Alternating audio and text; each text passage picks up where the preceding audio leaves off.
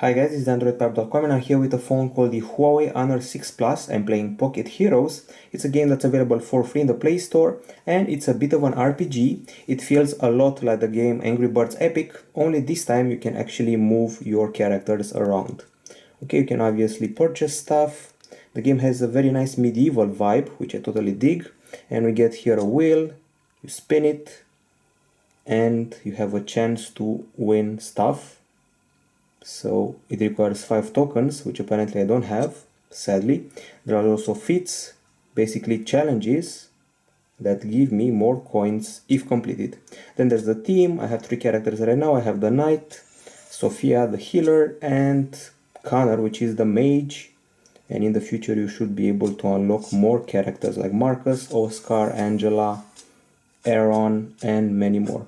Each of the characters has its own weapon and its own equipment. This is the talent section, sort of a skill tree where you unlock stuff, extra hit points, extra magic, and extra attack. There is also the armory where you can see each character's equipment. We got a sword for Eric, also an armor. You can change it for each one of these things. There's also the shop where you can buy and sell stuff.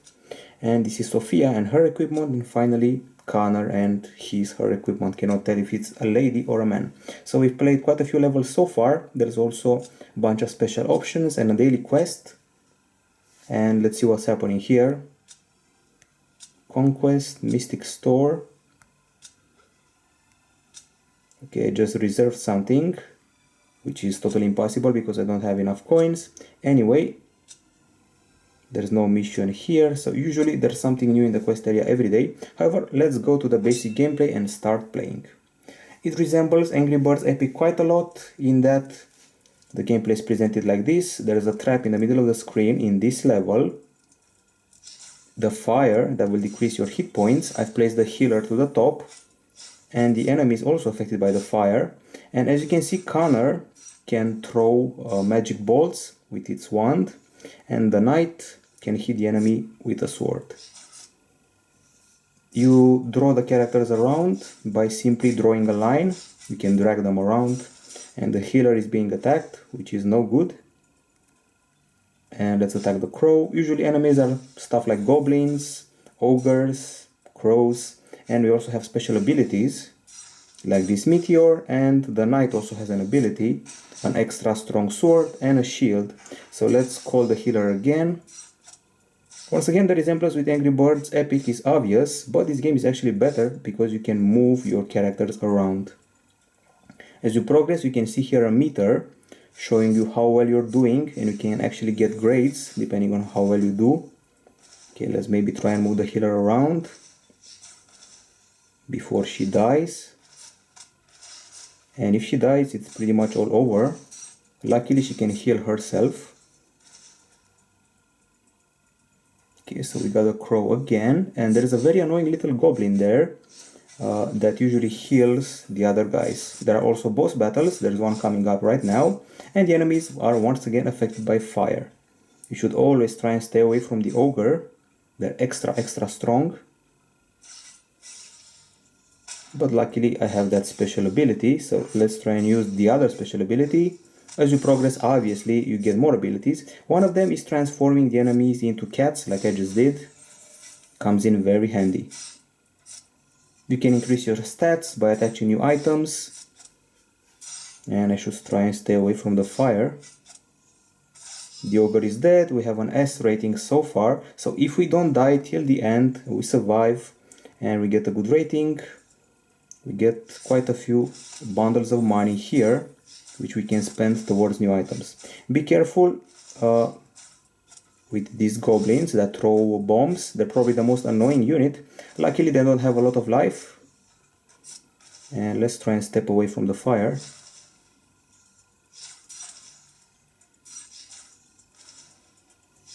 It's simply tapping and swiping to drag your characters around and have them attack enemies.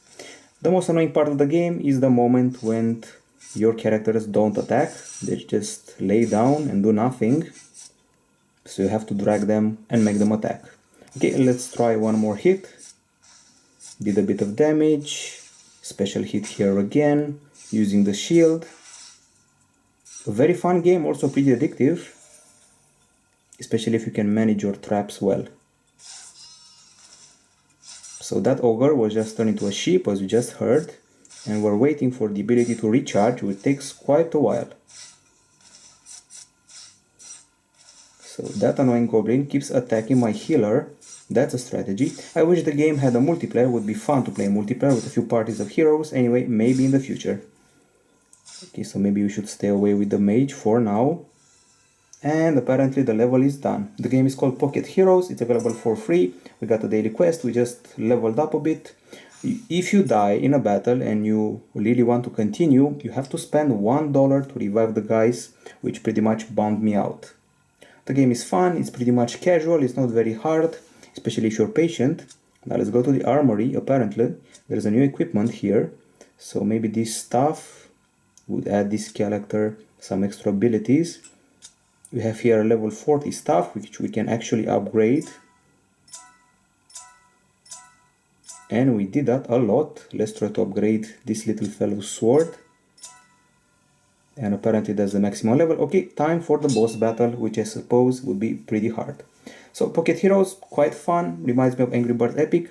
There's even a sort of story. Bit of a cutscene. We have a huge ogre, Cyclops. And he appears to be doing a lot of damage here. So let's start with the abilities from the get-go. It's going to be an interesting fight, I can already tell. Graphics are kind of cute.